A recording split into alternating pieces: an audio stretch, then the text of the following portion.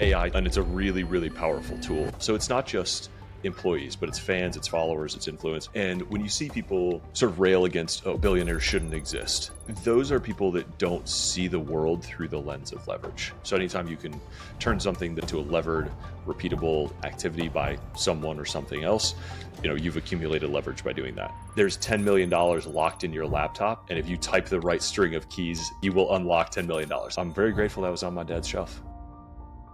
Can you talk in detail on how you view leverage today as AI has arrived as a force multiplier? Yeah, I'll start with just like maybe a leverage primer. So this is a somewhat confused term because some people use it to mean just debt. Like Wall Street slang, leverage is debt. And in probably political slang, leverage is like to have something over someone, to have like control over them. And this is neither of those. Like when I say leverage, I mean the definition that Naval talks about, which is really an extension of like the simple machine, a lever, right? Which, like the other simple machines, is a force multiplier. It means that you can't pick up that 800-pound rock, but if you have a 20-foot pole and a pivot point, you can use that branch or pole to like move this rock that you otherwise couldn't move. So that's a very simple like way to visualize this thing. But in this like digital realm, there's a lot of different forms of leverage, and they are all just different ways to multiply your effort, to change your input to output ratio. And so what I said in that tweet is like, there's sort of a levered class and an unlevered class. If you want to think about it, there's people that see the world this way and there's people that don't. And when you see people sort of rail against, oh, billionaires shouldn't exist, or nobody works hard enough to earn $1 million a year when somebody else is earning, 50,000 a year. Like those are people that don't see the world through the lens of leverage. They don't understand that there are people with like wildly different judgment and wildly different levels of leverage, so that if you're making decisions that affect $1 billion portfolio, and you're doing it well, you should get paid way more than somebody who's making the same decisions at a $10 million portfolio, because the effort to output ratio is just so much different, even for the same sort of levels of effort, same hours worked. This is like a big topic, but the sort of Naval was like the entry point to me for this. And there's a chapter in the book about leverage, and it's part of his famous tweet storm about how to get rich without getting lucky. Is like you have to find a position of leverage, you have to accumulate leverage, you have to think in terms of high leverage opportunities and continuously compound that. And there's a bunch of different ways to do it. There's a bunch of different means to it. We can talk about the framework, but he sort of, in brief introductory remarks that are in that book that I think resonated with a lot of people, showed me that concept. And then I tried to spend a lot of time unpacking it and understanding it myself and trying to apply it in my own life. Yeah, absolutely. And I know you kind of have these like four forms of leverage, like tools, people, capital, and kind of like digital products. So I'm curious, how are you thinking about AI? It's not a new form. Is it more like a gradient that kind of covers the whole thing and kind of multiplies them all, or what's your kind of way to conceptualize that?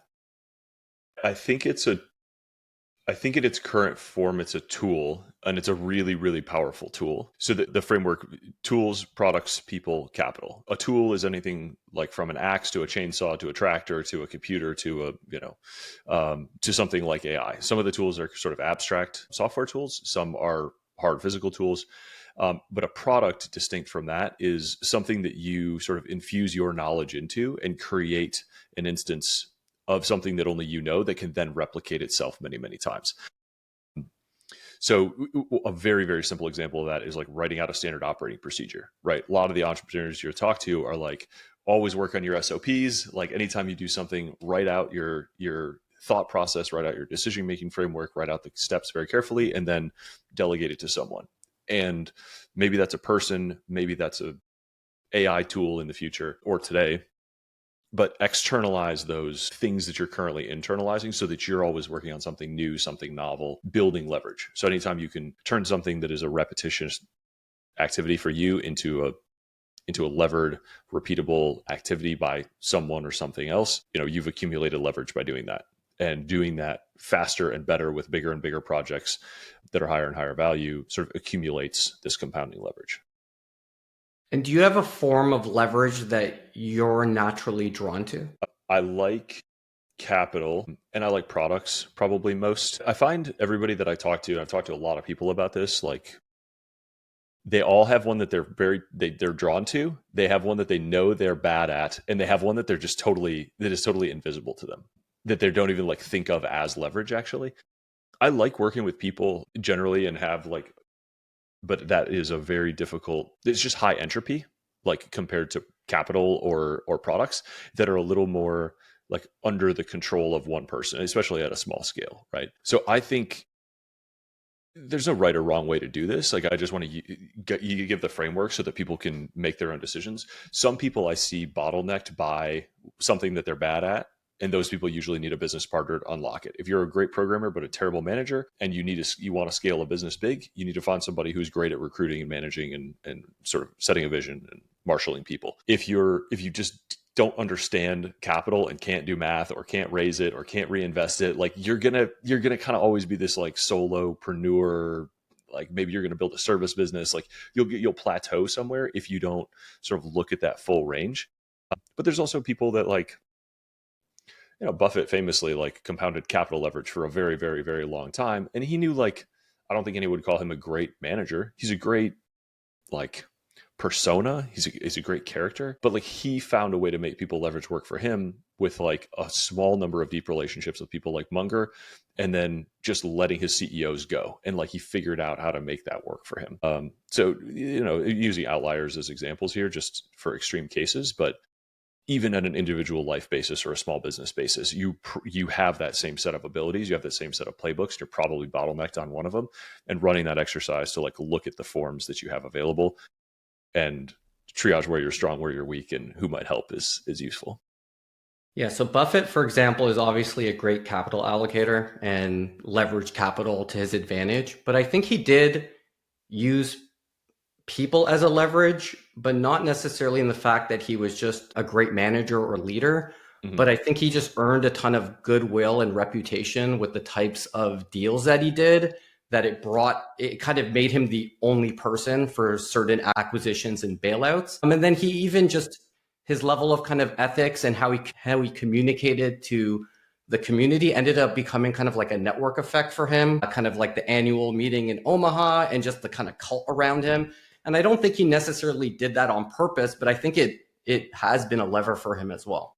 I think he absolutely did it on purpose. And it brings up a great point, which is actually some of the most like people, when we talk about this, people often hear people leverage and think employees, right? Like that's the first place everybody goes, like, oh, I need a big team. Some of the most levered people on earth do not have very many direct employees, but they have like what Buffett had, or, again, extreme examples, but like imagine Taylor Swift, Beyonce, The Rock, Ryan Reynolds. Like they don't have big teams, but they have big influence. They have a lot of people who pay attention to them, who respect them, who follow them. And that has a huge form of leverage in itself. So it's not just employees, but it's fans, it's followers, it's influence. And Buffett, to your point, like did an incredible job of building a really patient, high trust investor base. So a huge advantage as a capital allocator is like, how much faith do your investors have in you? Like, do they pull their money out when there's a downturn and you lose maneuverability, or do they stay and you gain advantage when everybody else is losing it? Those are huge breaking points for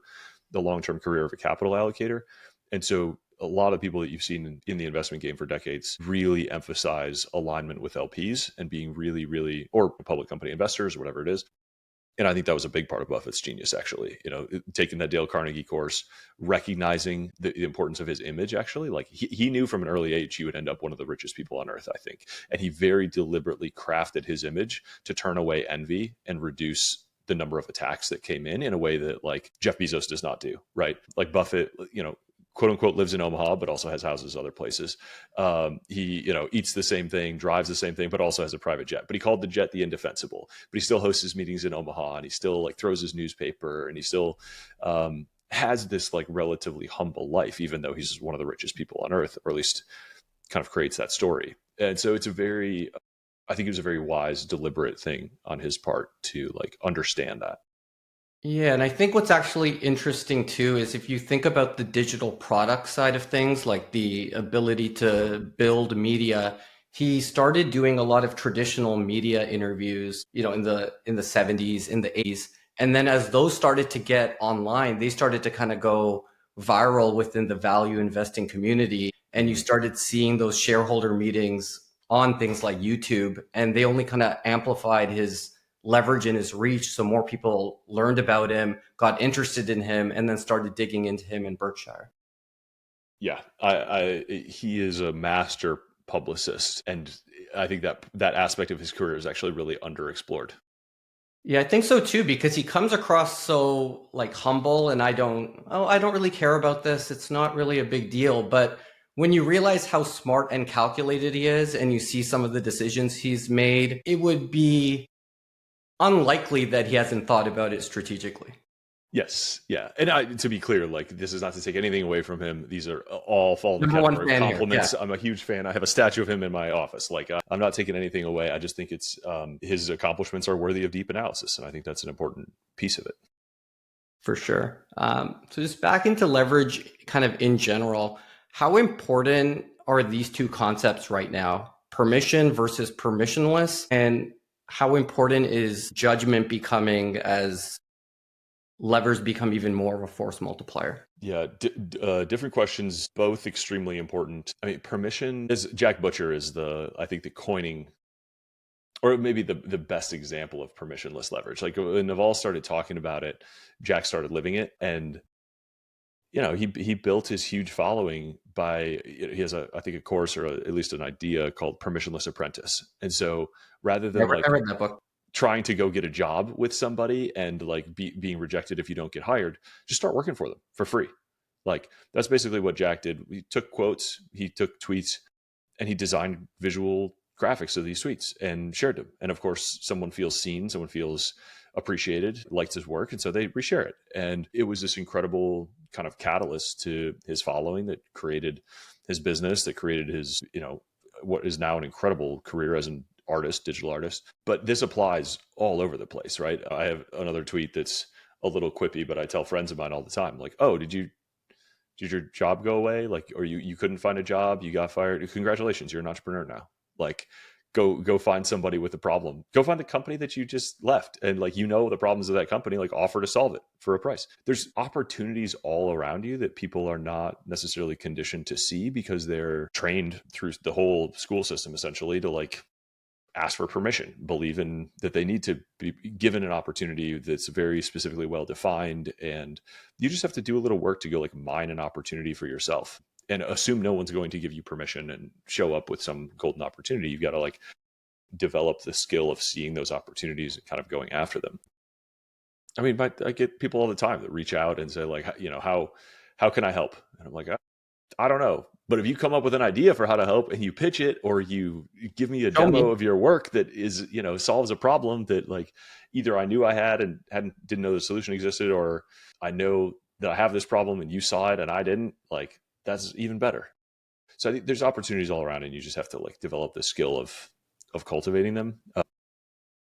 The forms of leverage are sorted into permissionless and permission as well, right? So Naval talks about products are permissionless leverage. No one can stop you from writing a book. No one can stop you from shooting a YouTube video, starting a podcast, writing code, putting up a website. Like, this is an incredible era of meritocracy where, like, it's easy to forget that 20 years ago, no matter how badly you wanted a TV show, if you couldn't like get funding, shoot a show, get permission to distribute it on a network that was like regulated, and there was only so many slots and there was only so many channels, you couldn't have a TV show. And now anybody on earth can enter the meritocratic like arena of YouTube and climb. Mr. Beast might not be Mr. Beast 50 years ago because he would have had to like schmooze his way into a channel and spend time in his career and work his way up. But he could just grind for 10 years to like become this breakout success that he's become and now be the biggest YouTuber in the world. The same thing exists in open source software. You can just show up and start working on a project. The same thing exists in the web. You can just put up a website and start trying to drive traffic to it. There's a meme that really encapsulates permissionlessness well, which I really like, which is there's $10 million locked in your laptop. And if you type the right string of keys, 100%. String of strokes in, like, you will unlock $10 million.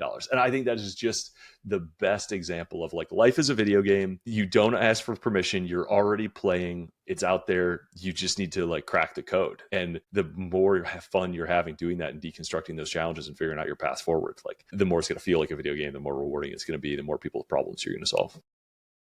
Yeah, absolutely. Yeah, sometimes people ask me things like, "Oh, like how do you find a technical co-founder?" Like, I went to all these networking events, and I'm like, find someone who's done a project that has to do with something similar to what you want to do, drive Mhm. traffic to their project, show them that you can add value in advance, and then send them a message.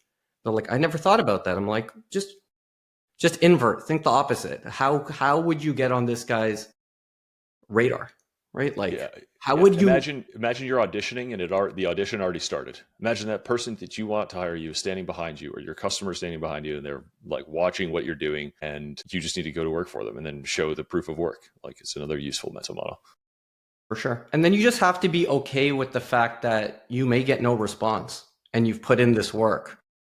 But what's the worst case scenario? You did the exercise and you probably learned from it. Like it's not like it's a negative. If anything, it's still a positive. Hmm.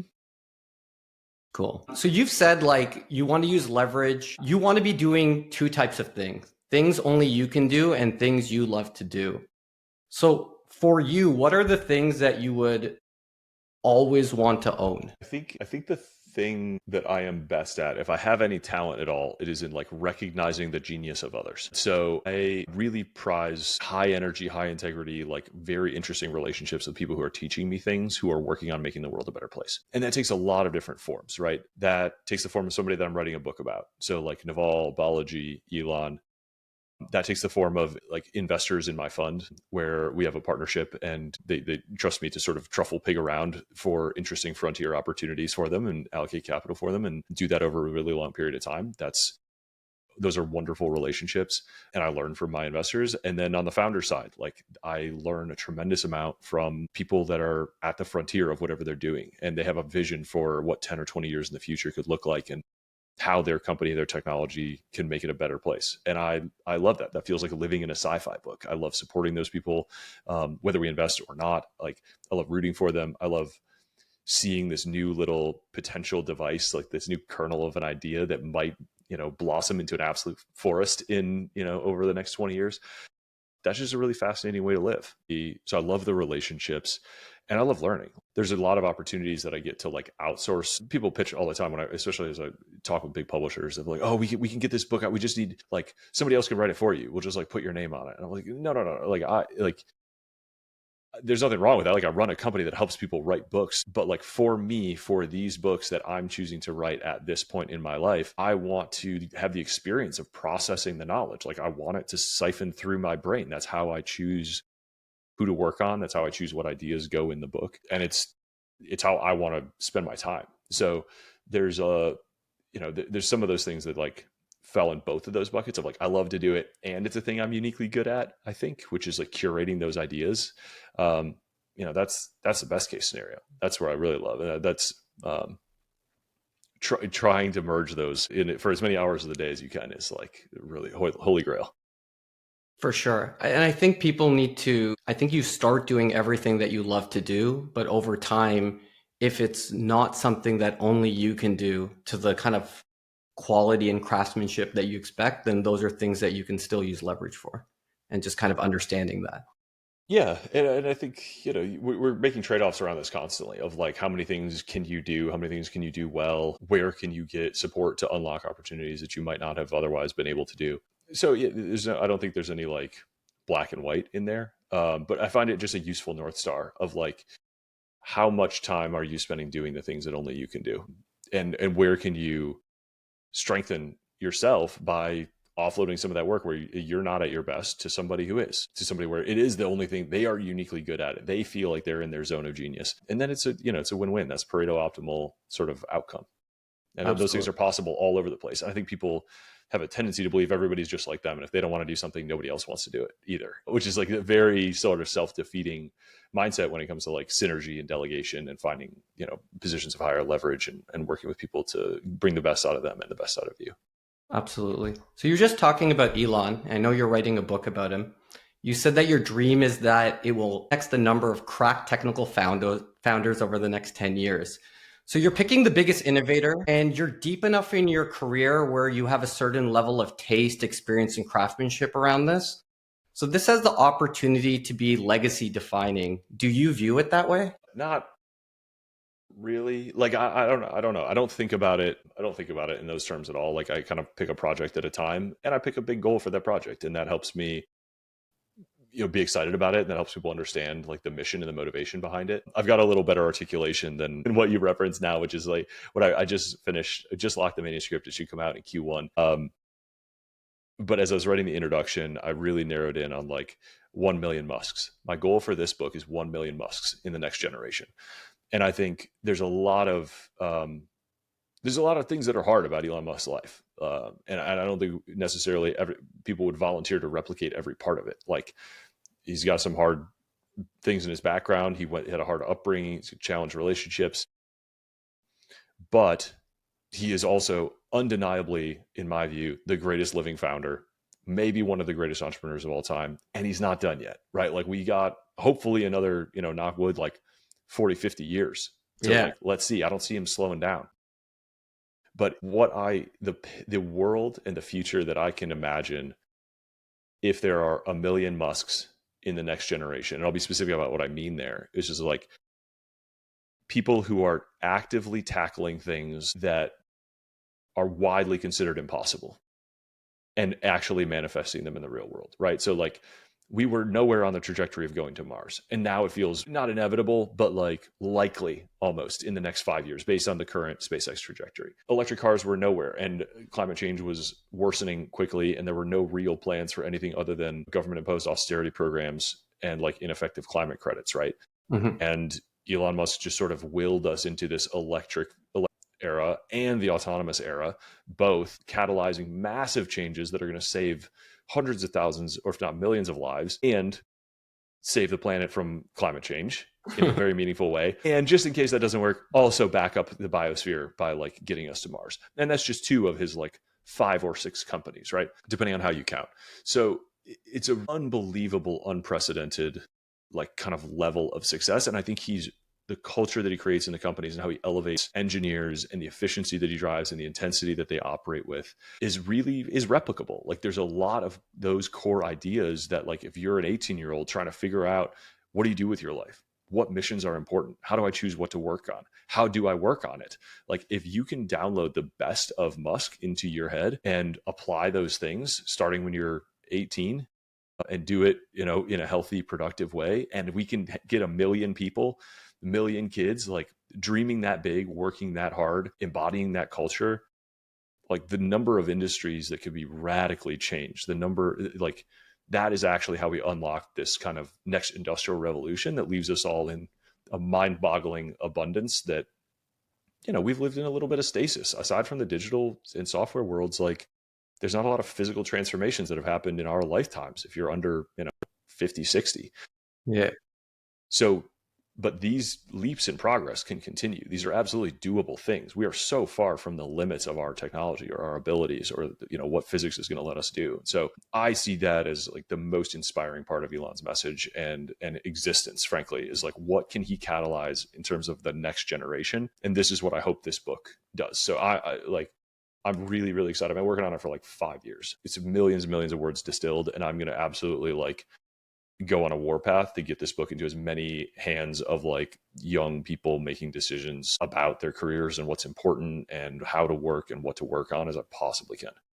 Yeah, it's very obvious how much you care about it, because I know you said you like shared it with like 15 of your friends who all gave it like a 10 out of 10, and you're like, I'm still working on it. Like, yeah, that was almost a year ago that I like did that exercise. The people that I think are whose opinions I deeply, deeply respect, and they were like, "This is incredible," and I'm like, "Great, I'm going to do another 25% turn on it." And this may be a hard question to answer because there's probably like 100 answers you could give. But as you've done kind of deep research on Elon Musk, is there just one thing that maybe stands out that you didn't expect? I think something I didn't appreciate until I got deep into it, that I think other people still may not, is just his risk tolerance. Like his risk tolerance, however high you think it is, it's higher. Like even if you kind of know the stories, it's really unbelievable the amount he was willing to risk and the number of times and the amount of time he spent like on the ragged edge of bankruptcy, as he says. And it's just the balls are unbelievable, frankly. Yeah. And I don't think you get these outcomes Without it. without it. I would love to believe that's possible. I mean, he is an outlier of an outlier, right? Like anybody else on earth, if you built any one of these companies, you'd be a hero and you'd be up in the pantheon of like of great engineers and great entrepreneurs. The fact that he did SpaceX and Tesla at the same time in parallel and funded them both personally with like tens of millions of dollars of his own money to the point where he had zero personal assets, like that is the equivalent of it running a 2-minute mile like twice at the same time in a row. It is almost unfathomable. Like if it was in fiction, you wouldn't believe it happened. And I think it like the crux of that happened so long ago that people kind of take it in stride now. But it's actually one of the most unbelievable, miraculous, like entrepreneurial feats, I think, in the last 100 years, if not ever. Yeah, certainly in our lifetimes. Yeah, I feel like because he's still in his prime, kind of like from an athlete standpoint, we take it for granted. Maybe like maybe it happened long ago. Maybe not enough people know the story. Maybe I don't know, but maybe it's because there hasn't been a movie made about it yet or something. Like it is just it's just not yet in the popular lexicon. Like how much risk he took. And I think, I wasn't there. I don't know, but like by all accounts, like how hard he worked. Like the accounts from his partners at the time or his employees, years of sleeping in the factory, waking up screaming, like chewing on his hands. Like it's really like he really pushed himself absolutely to the edge, which is a thing I think most people like don't even know. They're so far from that experience that it's difficult to empathize with how much more they have. And I think he's an incredible example of that too. David Goggins does this, as an author and an athlete. And I think Elon does it as an entrepreneur. It's just a little more abstract. It's harder to, you hear somebody sleeping in the factory, pushing themselves, being on the edge of bankruptcy. And it's just difficult to empathize with like how heavy that feels, I think, especially when it's for like years at a time. Yeah, absolutely. So I want to get back to how you said you want to make like a million Elon Musk. It actually reminds me, Jeff Bezos was in an interview recently and he said, it's not about how much money I've made. Like I've made over, I think it was like $2.1 trillion of wealth for other people. And he's like, there should be a list of that. So it almost seems like that's kind of how you want to define it. Like how many high-level founders working on important problems can this book help facilitate?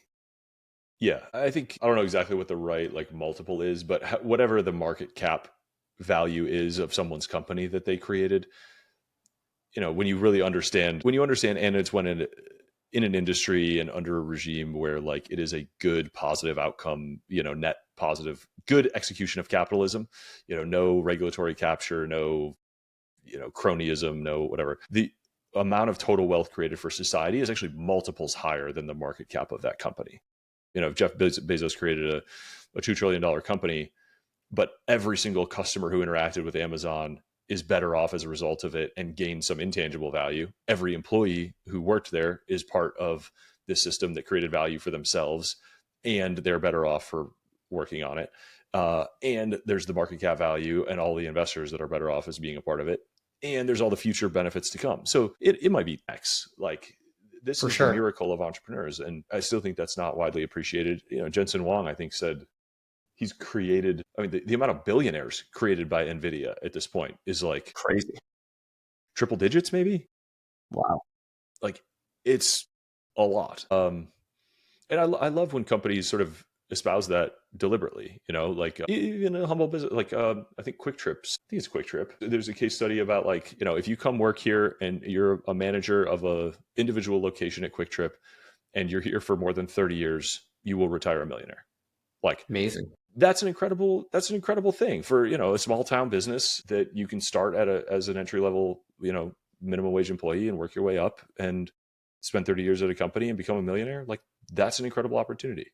So it doesn't always have to be, the highest tech thing in the world, but yeah, I would love to see not just wealth created in those million Musks, but I would love to see like the frontiers of technology pushed forward in unfathomable ways today. Like that's the most exciting part to me. And the closer you get to these frontiers and the more times you see scientific discoveries, you hear about breakthroughs in the lab that happened 10 or 20 years ago. You hear about these like little glimpses of material science breakthroughs and you're just like, oh my God, we're so like, through God's eyes, we are dramatically under-resourcing our frontiers. Our scientists, our engineers, our entrepreneurs, the people that are building new things that when they scale out, go out to the rest of the industry. Like venture capital is a tiny, tiny, tiny thing compared to private equity or real estate or, Yeah. commodities like some of these other currency markets. And it's just so important for the well-being of the next generation. Like the process of commercializing, distributing, and scaling up new technologies is like where wealth comes from. It's what lifts people out of poverty. It's what extends lifespans. I'm really hopeful that there's a lot of people that start to see that, and I use this line in the introduction too, to like that it is their moral obligation to drag the impossible into the possible. And that's what Elon does. He's done it over and over again. He's shown other people how to do it. He's shown us the process for doing it. He's shown what it takes. And you don't have to be a tortured, like crazy person with a rage demon in your head to do it. Like you can do it in a calm and effective way. And I know founders who are doing it, but I do hope, we can dream a little bigger and build a little bigger. And at some point, your book will just go directly to the person with Neuralink, and then it's going to move even faster. As long as it's not jumbled up with every other book that, I need a, I feel like it's like, in the Matrix, when you like pick a specific thing, it's just we're putting the lessons that you need to learn into your brain from this right now. Yeah, it comes pre-installed in your Neuralink update. Yeah. Awesome. So what I'm going to do now is I'm actually going to put an image on the screen, and I want you to just tell me what the first thing that comes to mind is. Well, this took a turn for the psychological evaluation test. It sure did. This is a new thing for a podcast. My first reaction is you have been scrolling through my Instagram way, way, way, way back. Yeah, this book, Poor Charlie's Almanac, I picked up off my dad's bookshelf when I was, I don't know, 21 years old maybe. And it was a huge inflection point for me. I just felt there's a handful of people that I feel like you can admire almost every aspect of them. And Munger is one. And so I absolutely devoured everything I could find on Munger. I felt like he was extremely wise, moral, ethical, accomplished, resilient, curious, fascinating, funny. And so I read everything I could get my hands on, and then I read everything that he recommended. And that became sort of spent a lot of my 20s, like reading him and his influences. And that became the fabric of a lot of the friendships I've made, going to the Daily Journal, going to Omaha and meeting other young people who had like been similarly drawn to Munger. I was texting with some of them this morning, and they're like, we're far flung, we're all across the country, but like these ideas that kind of brought us together, and this ethos has been like the kind of a fabric in my life all along. And it's an incredible signal, that's I'm very grateful that was on my dad's shelf. And I did get to I met Peter Kaufman, who assembled this book, which is amazing. How I got a signed copy, which is one of my most prized possessions. The quote, the best thing a human being can do is to help another human being to know more. That's why I write books. That's why I create products. It's sort of a guiding light for me. And Peter, the format of the book itself was influential, obviously. Like, the Almanac of Naval is a direct homage to Poor Charlie's Almanac, which is a direct homage to Poor Richard's Almanac, which was sort of book that Ben Franklin wrote under a pseudonym. So I think Naval belongs in that lineage, and I think what Peter Kaufman did to show that you can just build a book out of the wisdom of somebody you admire, and it does good for the world, and changed the trajectory of my life. And I've been lucky to meet Peter Kaufman too, and I think he's an incredibly brilliant guy, underrated, understudied, fantastic CEO. Awesome. So something I saw, and it just got me thinking, is like, you say you're a collector of useful ideas. Munger has said he's a collector of inanities, which is another way to say he collects instances of people behaving stupidly. Yeah. Did you invert, and your answer ended up being collecting useful ideas? Perhaps unintentionally. I think Peter Kaufman also does this, and he and Munger have, I think, had many conversations about it's one thing to avoid mistakes, and that removes a lot of negative space, but just because you avoid a mistake doesn't mean you are necessarily doing the optimal thing. And so Peter spent a lot of time collecting good examples, optimal moves, good ideas.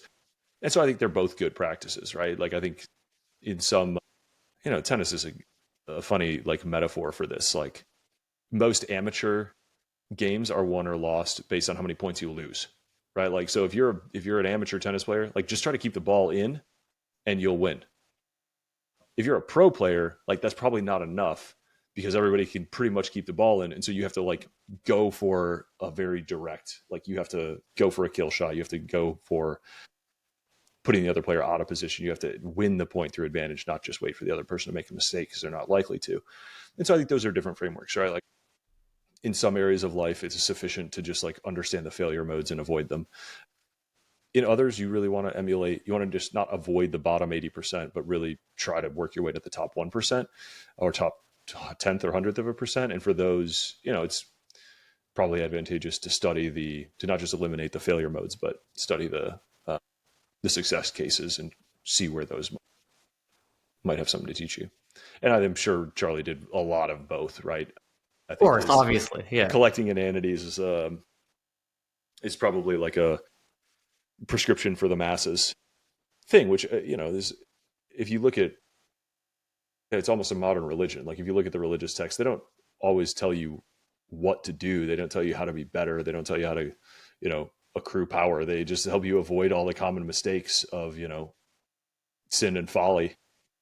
And if you avoid the multiplying by zero, as he says, like you'll probably have a pretty good life and the rest will mostly take care of itself. And so I think that's a great place to start and a perfectly reasonable thing and the right prescription for most people.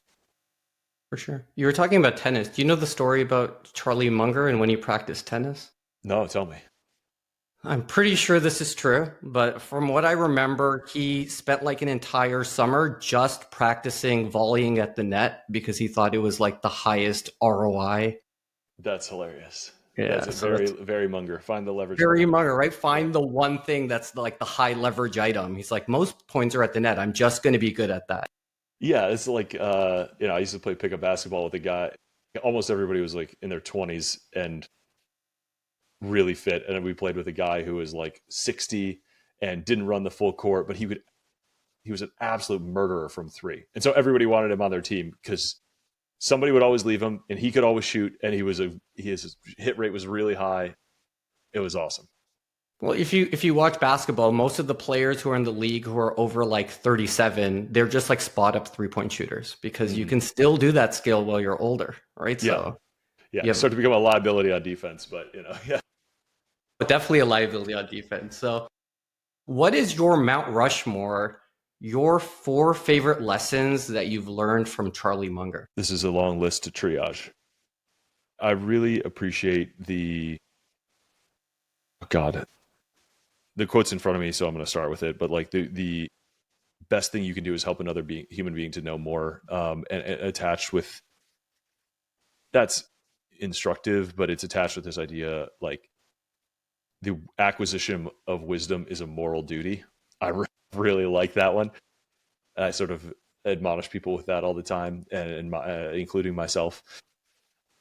In the business and brand world, I think take a simple idea and take it seriously, combined with this idea that a winning formula usually maximizes or minimizes one or two variables. The example Charlie uses is IKEA. Like if you would have pitched IKEA as like, all right, you have to go to this warehouse, you're going to walk around this living room, then you got to go to a warehouse, then you got to take home these boxes, then you got to build it all yourself.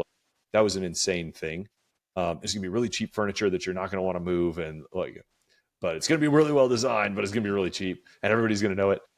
Like that brand pitch seems insane, but the practicality of it having really extreme variables makes it really clear and really appealing, and makes it a carved out space in the market, and makes it a really great business.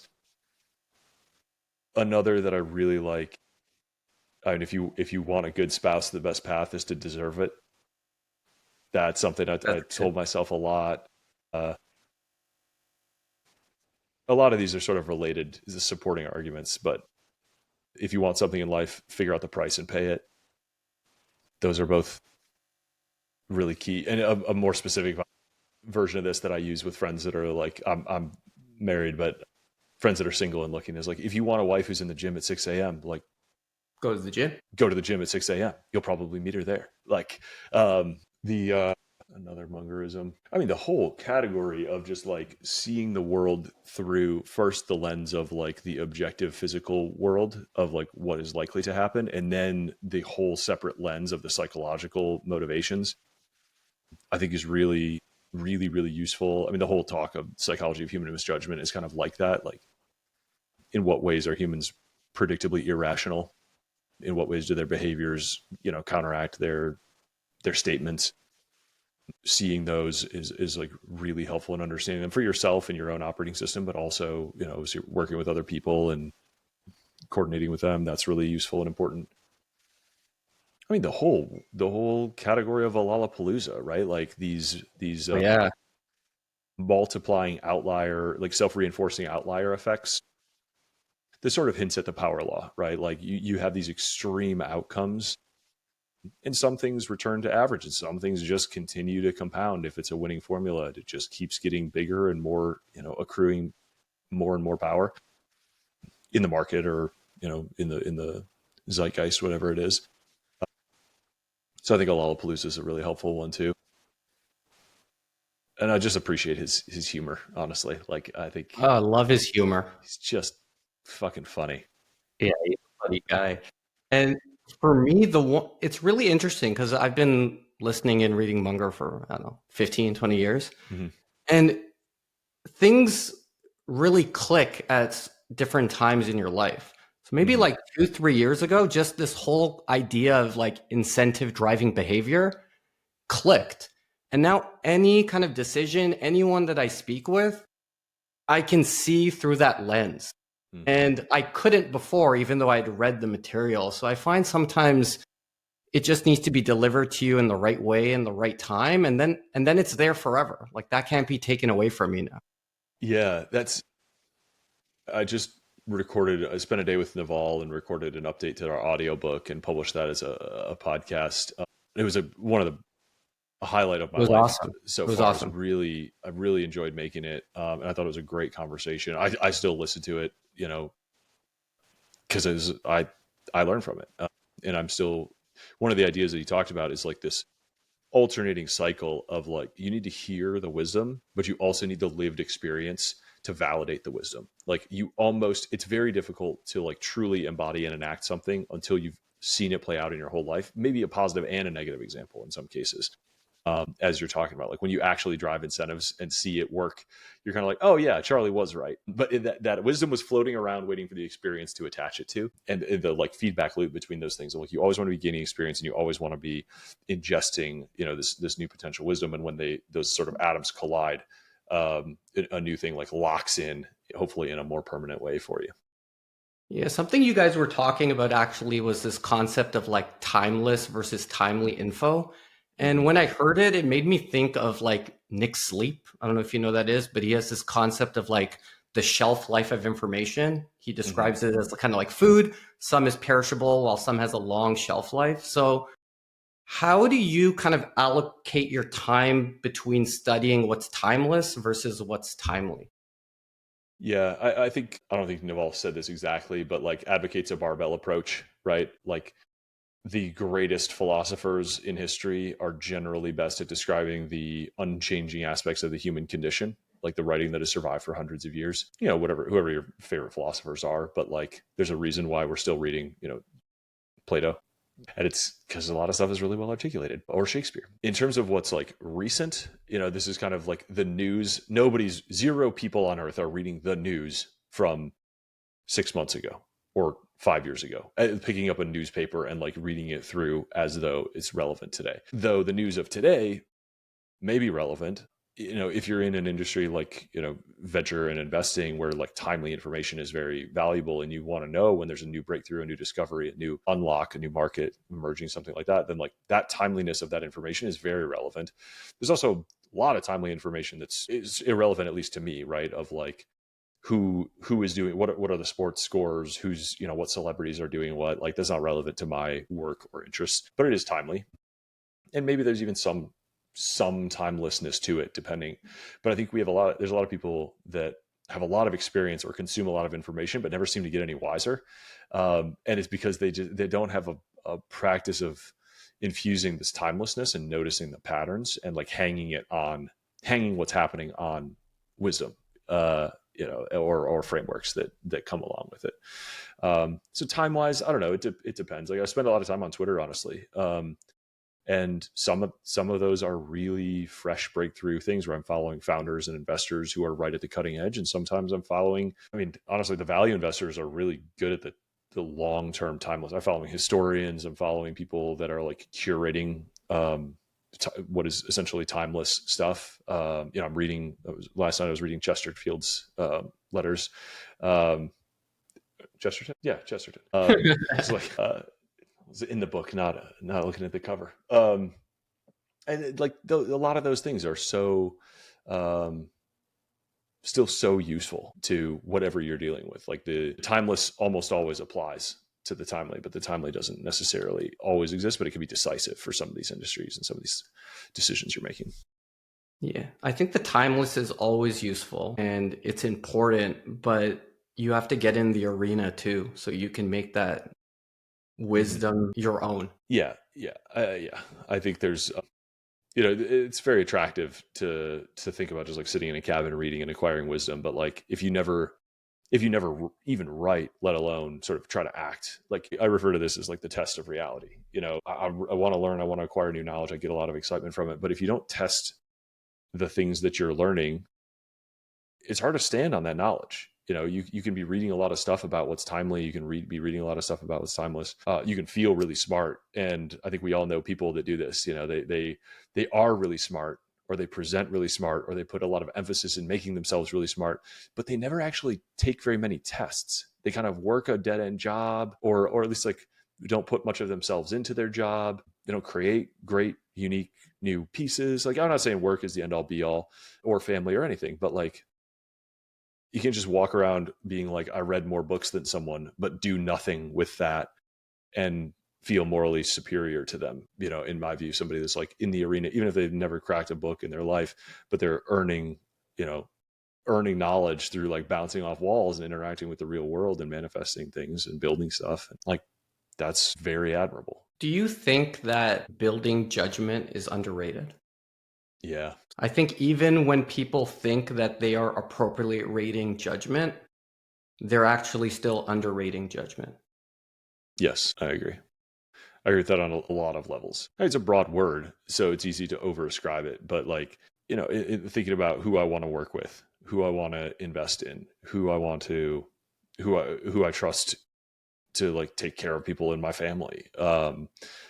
Judgment is just so important. And the better somebody's judgment is, the more reliable they are, the more trustworthy they are, the more capable they are, the more things they're like doable, like by them over some time scale. It's just very, it's very underrated and under discussed. I think, people talk about improving themselves in all these ways, but maybe because it's abstract, it's very difficult. You rarely hear people say like, oh, I'm really working on improving my judgment, or like my judgment's gotten a lot better over the last couple of years, right? Like it's really almost entirely, I hear that from investors, because they have skin in the game and they have a feedback loop and they're really deliberately trying to improve their decision-making abilities. But I think, so many people could benefit from deliberate practice of their judgment. Yeah, I think part of the reason why judgment can go underrated, if we talk in, let's say, retail investors, for example, it's that they now feel, because there's no friction, that they can make 1,000 decisions this year. But if you go back to the Buffett lens where he says make 20 decisions in your life, then judgment becomes a lot more important. But when you kind of focus on quantity of decisions, then each piece of judgment seems less important. So it can be underrated in that lens. I think it's about the quality of the feedback loop, right? Like when you said, 1,000 decisions a year, like some of the most capable people I know and best entrepreneurs, one weird pattern is that they were like professional poker players for some amount of time in their life. Like my buddy Kevin Espiritu built Epic Gardening, right? Incredible business, incredible guy, very fun follow, highly recommend. And he paid his way through college playing professional poker. And those guys make thousands of decisions a night, but they have a really tight feedback loop between evaluating those decisions, and that's how they get better. And so I think you can make 1,000 decisions, and even if they're good ones, if you don't learn anything from them, even if you make money, but you don't evaluate the quality of those decisions and determine like what made it good, what made it bad, what can I learn, how do I iterate, how do I make it better next time, like you're not actually improving judgment there. It's actually really interesting because even if you are investing, on the surface, it looks like you're just making one judgment, but you're actually making a ton of micro judgments in the moment to really discuss like, is this a red flag or a blocker that I shouldn't continue digging into this opportunity? So you're making all these like little micro judgments, but to the surface, it's just, did I invest? Yes or no? Yeah. This is, and then once you've invested, like, do I sell? Yes or no? So, I talk about this when I talk with authors about writing their books. It's like writing a book is not one decision to start. It's 1,000 decisions to not quit. If you can, even if you don't make progress today, if you don't quit and you try again tomorrow, then like you are still making progress. You are still in the game. And so I think it's underrated, this like the long-term mindset there, and understanding like even if you only bet $1 on something, but you ran through a good process and you were thoughtful about what you did and you evaluated the outcome honestly, then your judgment leveled up. +1 to judgment. Good for you. Like whether you won or lost money on that, either way, you're making progress on honing your judgment. Nice. I do that in relationships too. Like every time you date somebody, like do a postmortem of the relationship. What did I learn? What did I like? What didn't work? Did I bring my best self? What would I change, next time? How do I approach this? What qualities did I find that I admired? What qualities broke this thing up in myself and them? And then send it to her for feedback. I do not endorse this method. Burn it. Do it and burn it. So on the timely, I was actually thinking like there's things like 11 Labs and things that can do audio cloning. I would listen to all your old blogs and content if you audio cloned it, because I'm someone who prefers to take in content via audio while I'm doing things as opposed to sitting and reading. That's always been kind of the case. I used to listen to like CDs of books in my car in like the 90s and 2000s. So I was like, okay, I can read all his blogs, but if it was in his voice, because there's some YouTube channels that have like Paul Graham's voice, and it's pretty good. And I was like, yeah, I would listen to this for a lot of like people who write, and that content's kind of like buried in the archives. So I feel like that's it's not a huge trend, but it's a timely thing that like content creators can use now that I think would provide value to their audience.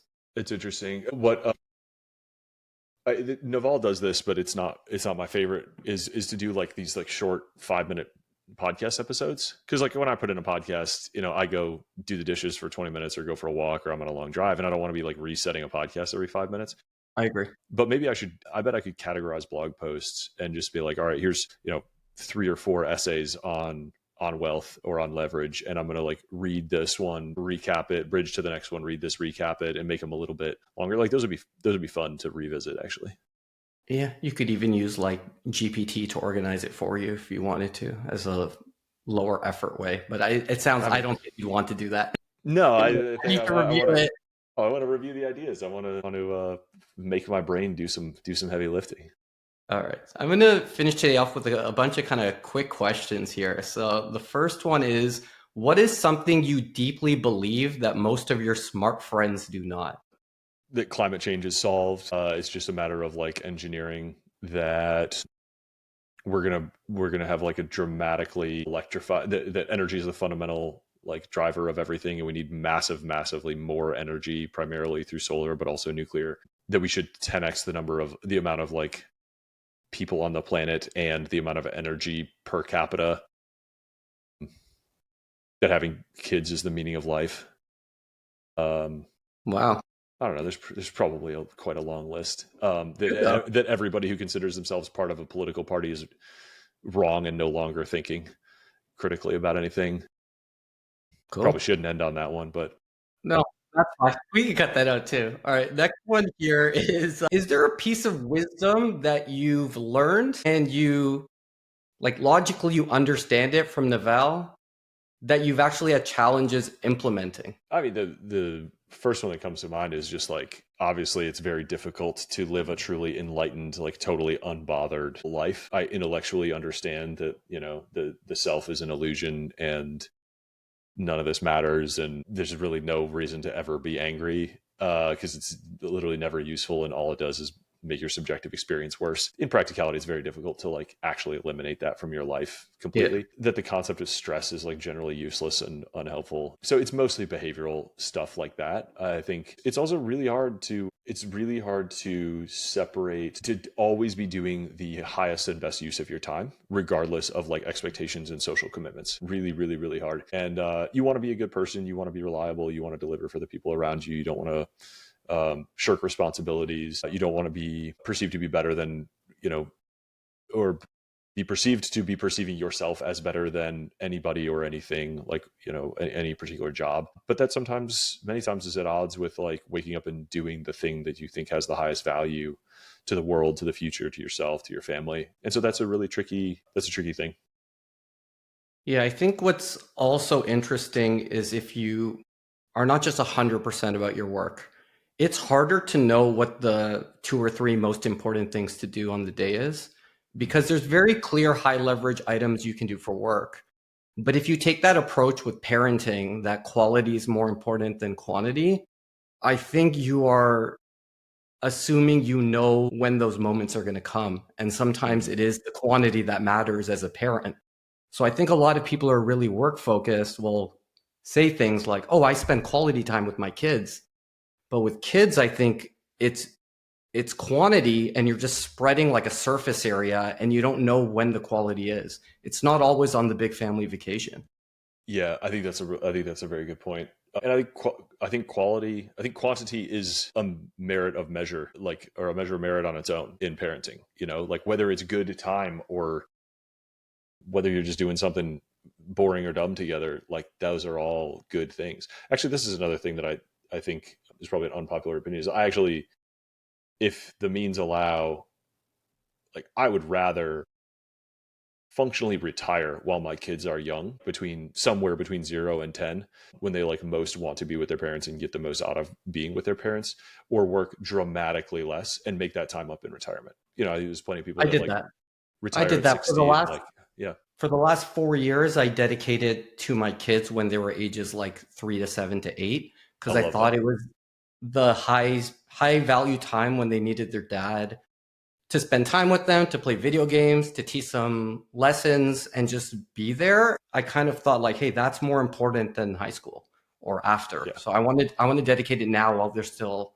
in learning mode. Yeah. I think that should be something much more culturally normal.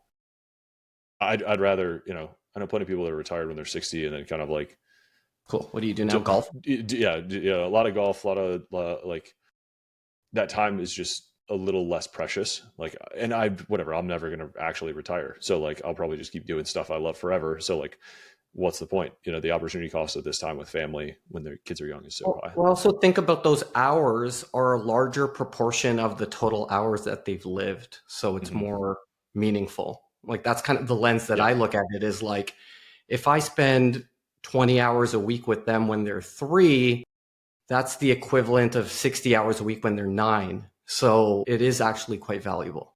That's really interesting, especially, yeah, if you consider your presence as like sort of infusing the starting conditions of like, the personality, to the extent that nurture does that. Like, I think that's a really like good and useful thing. Yeah.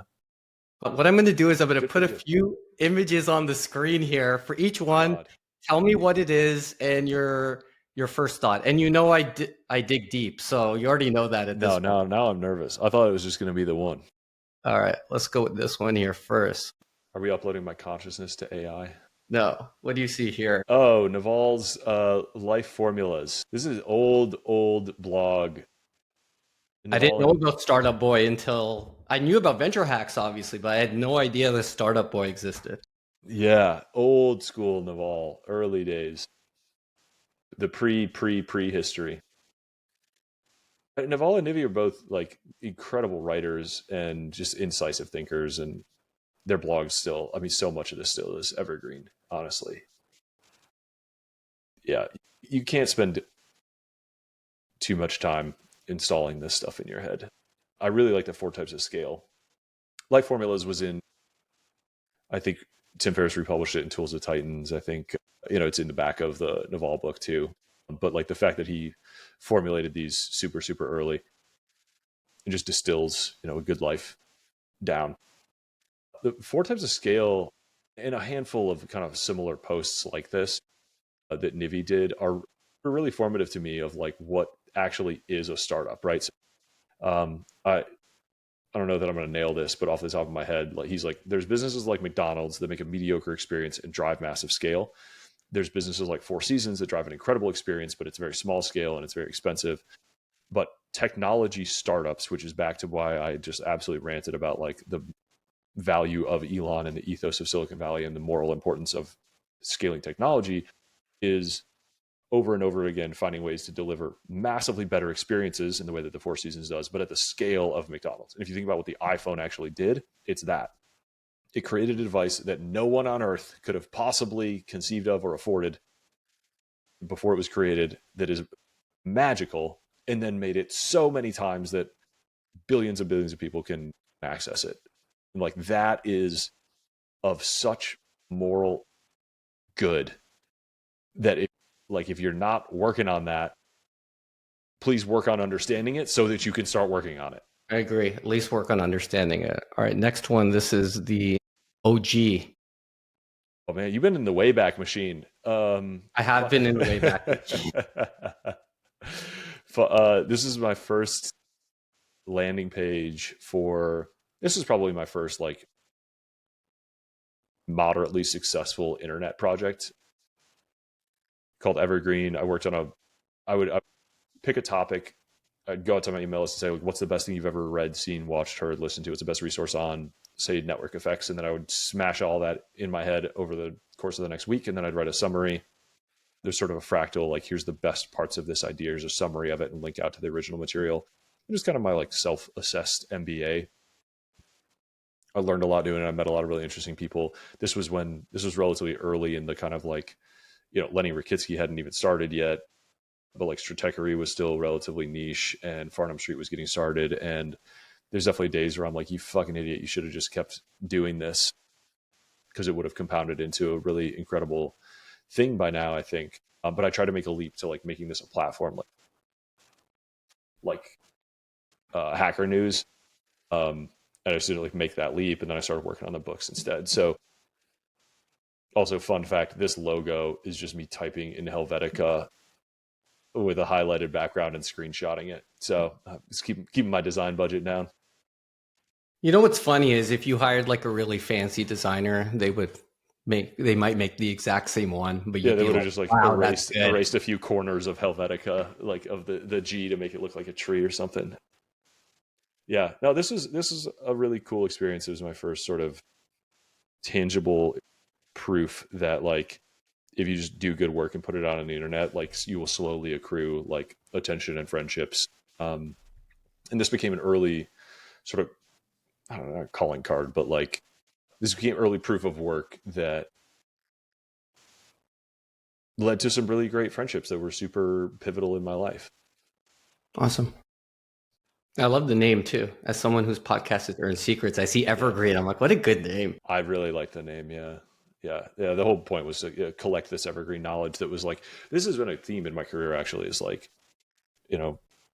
there's one of the original things from this blog post, or from Evergreen, was like this blog post that Mark Andreessen wrote in like 2008 or something about product market fit was still the best thing ever written about product market fit, but like it was nowhere in the algorithms and you just had to know, or somebody had to tell you about it.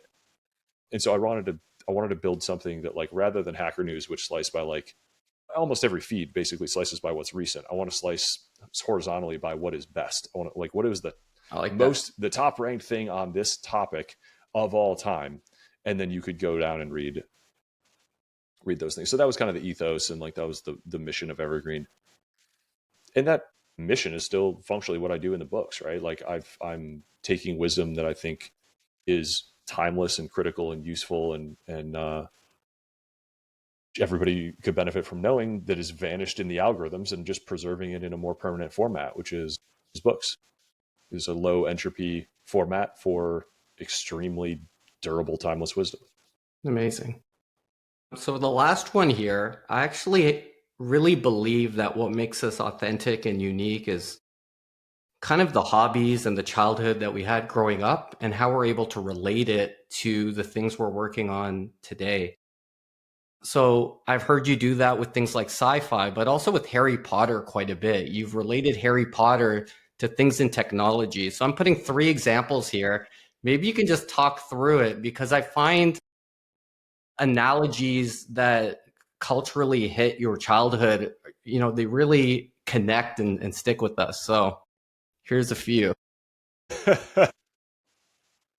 I do not remember the Naval to the fat lady portrait at all. I think it was just a Hogwarts portrait in generally. Okay. Not to the fat lady. I just picked a Hogwarts portrait. No, no, no. That's fair. That's fair. No, the portraits. Sorry, this is yeah. I'm getting deep into the portraits in Dumbledore's office of the previous headmasters is like my analogy for Naval because they're like that's my analogy for the model that I've constructed in my head by spending hundreds and hundreds and hundreds of hours like studying and listening to Naval is I feel like I have a thin, rough model of him in my head that you can have a discussion with in the way that like Dumbledore would reference the discuss sort of with those portraits what those portraits knew when they were painted because that's like the magical constraint around those portraits. They're not infinite LLMs, they're not updated, they know only what they knew when they were painted, but you can still interact with them. So I think that's part of the like but I think with LLMs and you can imagine one of the things I love about Harry Potter is that like magic removes your constraints and then you can come up with something that's like a really cool fascinating concept and then you can actually work backwards from like okay but if you were to build that with technology how would you build it, is that buildable, and like you could absolutely build, especially with LLMs now, you could build a portrait, a live interactable like a portrait that you could have a conversation with. And I know Bob Mesta is somebody that I've learned a lot from, and he helped Clayton Christensen come up with the like jobs to be done framework and has written a bunch of books with Scribe actually. And in his office, he's got like his 6 kind of heroes, his like personal board of advisors that are like he painted those portraits up in his office. And I always thought it'd be really cool to like if those become screens with LLMs that are like deeply trained, you can like have this literal conversation with on demand with this potential board of interested parties that knows everything about you and everything that they know. And this is how I use LLMs all the time already. It's just like, hey, tell me what Andy Grove would do in this situation. Density is a company started by a friend of mine that was one of my very first angel investments, and they're using computer vision. It's not quite Marauder's Map because they're not labeling people because it's meant to be sort of privacy sensitive, but it does map a space and shows you exactly how people are using it in real time. And sort of quantifying the unquantifiable, which is like how people use space and how densely it's used, and how it might be optimized. I think that's a really cool one. And Instagram, I rail on Instagram all the time because I think no matter how evil or how genius you were, you could not come up with a more destructive tool for human happiness. And it is the mirror of Erised, which is desire backwards from Harry Potter, which is basically when you stare into it, it shows you you obtaining your heart's greatest desire. And Dumbledore's sort of caution against the mirror is that people waste away in front of it, never knowing, what's real or what's fake, losing sight of themselves. And they would rather like starve to death watching themselves obtain the thing, watching a fake image of themselves obtaining their heart's greatest desire rather than like go live and actually strive for achieving it itself. And I think that is Instagram. And I think that a lot of people have that relationship with Instagram. And I think you should be as cautious with your like relationship with Instagram as you are with your relationship to like drugs, alcohol, like other highly addictive and life destroying substances. Yeah, Harry Potter was just perfectly timed in my childhood. And I was like deep in it and reread it all the time. And I still find it to be a like really useful and fascinating set of kind of shared metaphors. I love shared myth like that, where we all get this like kind of new software installed in our heads and we can use it as shorthand to like discuss things. And I also think it's just a great story. Not that many great stories come around that often at that scale that speak to that many people. There's something really like culturally special about it that I feel like, there's Star Wars, Lord of the Rings, Harry Potter. I don't think Game of Thrones quite belongs on that. I have Game of Thrones, Jon Snow's sword in my office here, Nice. and pretty disappointed with the last season, but I still have a lot of love for it. Like, it made me feel a certain way. I was super into it. I would like watch recap shows on YouTube and the whole deal. Yeah. My current hunch is because Game of Thrones was so adult, it just didn't reach the same level of like long-term cultural zeitgeist that That's fair. Harry Potter, Lord of the Rings, and Star Wars did, because you just have a different relationship with stuff like that when you're like 10 than when you're 25. Sure. Awesome. Eric, thanks so much for your time today. I really appreciate it. Where can everyone find you? I'm on Twitter all the time, and links to all my projects are at ejorgenson.com. If you want to help write a book, scribemedia.com. If you want to invest in a fund, rollingfund.com. I don't know. There's a long list of ways we can hang out. Thank you. Thank you.